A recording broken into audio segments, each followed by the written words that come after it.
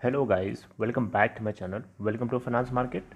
Guys, इस video के अंदर हम लोग बात करेंगे रिलायंस कम्युनिकेशन लिमिटेड के ऊपर क्या असर पड़ेगा जो UVARCL को जो वार्निंग दी गई थी आरबीआई की तरफ से, लेकिन उस पर कुछ राहत दिखती हुई नज़र आ रही है। राहत कैसे दिख रही है, आप हेडिंग ये देखिए।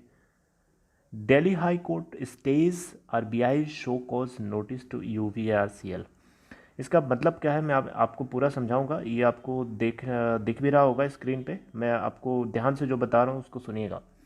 बात यहाँ आपको पता है, पहले से थोड़ा आपको रिमाइंड करा देता हूँ कि एक्चुअली मामला क्या है। मामला ऐसा है कि UVARCL एक एयरसेल के लिए बिडर है, और यहाँ पे NCLT से रेजोल्यूशन प्लान अप्रूव करवा लिया था। तो यहाँ पे रिजर्व बैंक ऑफ इंडिया ने इसी बात के ऊपर नाराज़ होते हुए इसने एक शो कॉज नोटिस जारी किया था अभी इसी हफ्ते के पहले, बिगिनिंग ऑफ दिस वीक।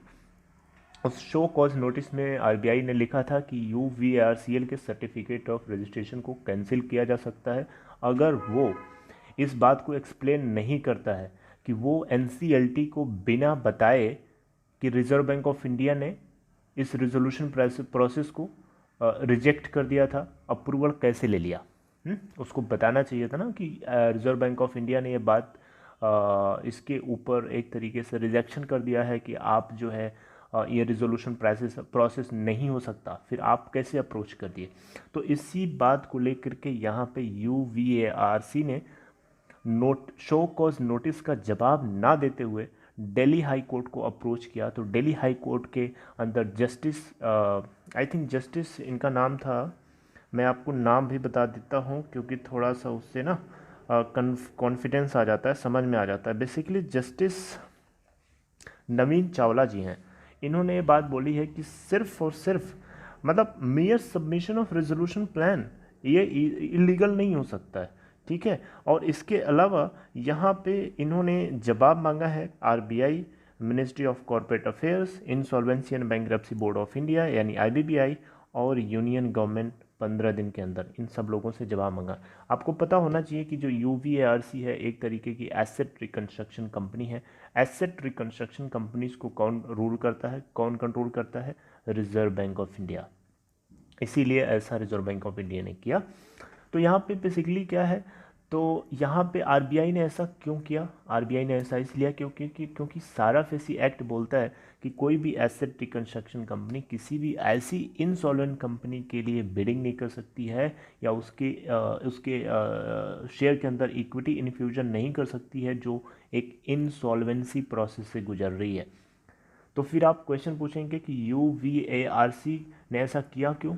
जब उसको साराफिसी एक्ट अलाउ नहीं करता है तो ऐसा क्यों किया? ऐसा साराफिसी UVARC ने ऐसा इसलिए किया क्योंकि जो IBC कोड है यानी इंसॉल्वेंसी एंड बैंक्रप्सी कोड, ये कोड बोलता है कि कोई भी एसेट रिकंस्ट्रक्शन कंपनी किसी इंसॉल्वेंट कंपनी के एसेट्स के लिए या फिर उसके अंदर इक्विटी इन्फ्यूजन के लिए उभर करके की बिडर के रूप में आ सकती है। तो इसी को फॉलो करते हुए UVARCL ने ऐसा कदम उठाया, लेकिन रिजर्व बैंक ऑफ इंडिया इसके अगेंस्ट हो गया, ठीक है। तो इसीलिए यहाँ पे दिल्ली हाई कोर्ट ने इसके ऊपर स्टे कर दिया है कि आप ये ऐसा नहीं कर सकते, सर्टिफिकेट आप कैंसिल नहीं कर सकते। UVARC के सर्टिफिकेट कैंसिल करने का मतलब इस स्टेज पे कि स्टेट बैंक ऑफ इंडिया और बहुत सारे इंस्टीट्यूशंस को 12, specially state bank of India को 12,000 करोड़ का एक बड़ा सा झटका लग सकता है, जो कि इन दोनों कंपनीज के लिए कंबाइंड लेंडर है। तो यहाँ पे एक तरीके से देखें तो इन दोनों कंपनीज के लिए राहत की सांस मिली है, स्पेशली आरकॉम के लिए, क्योंकि आरकॉम के अंदर बहुत ही ज़्यादा लोगों के स्टॉक्स फंसे हैं, स्पेशली रिटेल इन्वेस्टर्स बहुत ही ज़्यादा हाई अमाउंट में उनके शेयर्स यहाँ फंसे हैं। तो बहुत ही ज़्यादा लोगों को डर है इस बात को लेकर के। इनफैक्ट इस बात को लेकर मैं भी बहुत डरा हुआ था कि ऐसा ना हो जाए कि सर्टिफिकेट ही कैंसिल हो जाए, अदरवाइज़ आरकॉम का होगा क्या, बहुत दिक्कत हो सकती है, क्योंकि ये एक की बिडर के रूप में है, ठीक है। मामला सब कुछ ठीक है, लेंडर्स ने इसको फाइनलाइज कर दिया है, अप्रूव कर दिया है कि UVARC जो है की बिडर के रूप में है आरकॉम के लिए। लेकिन यहाँ पे जो है मामला कहाँ फंसा हुआ है? मामला फंसा हुआ है बैंकरप्ट जो ये कोर्ट है यहाँ पे लटका हुआ है। तो देखते हैं उसकी तरफ से क्या अपडेट आता है।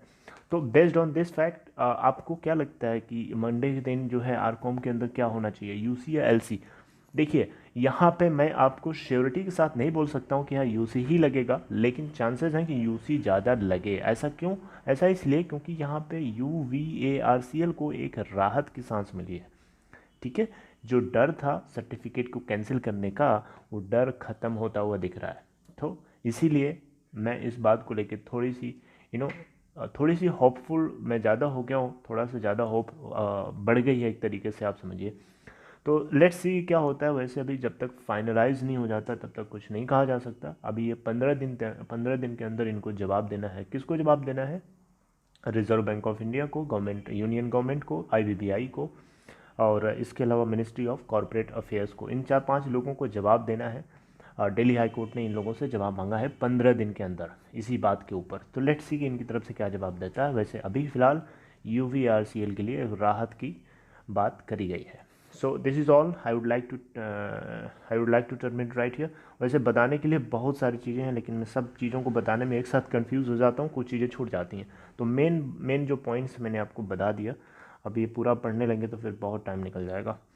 So I hope you liked it. If you liked it, please give a thumbs up to this video. And if you are new to finance market, hit the subscribe button and also make sure to press the bell icon to get notifications properly. And if anybody is interested to open Demat account or trading account through Upstock platform, follow the link given in description box of this video. There is a link you can click. And if you have any problem, let me know in comment box. So see you guys next time. Till then, take care.